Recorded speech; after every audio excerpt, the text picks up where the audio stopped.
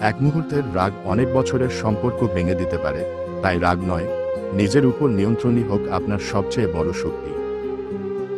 রাগ কখনো সমস্যার সমাধান করে না, বরং নতুন সমস্যার জন্ম দেয়।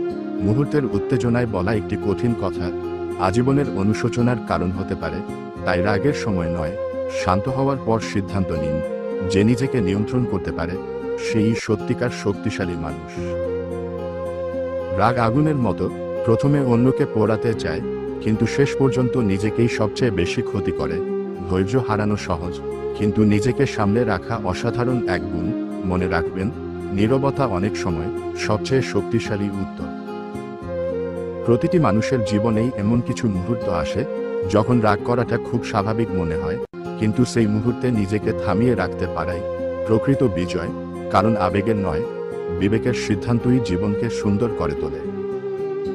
রাগের সময় চোখ শুধু ভুলটাই দেখে, কিন্তু শান্ত মন সমাধানের পথ খুঁজে পায়।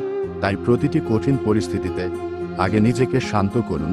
আপনি যত বেশি নিজের অনুভূতিকে নিয়ন্ত্রণ করতে পারবেন, তত বেশি জীবনের নিয়ন্ত্রণ আপনার হাতেই থাকবে। সব জয় শক্তি দিয়ে হয় না, কিছু জয় হয় নিজের রাগকে হারিয়ে।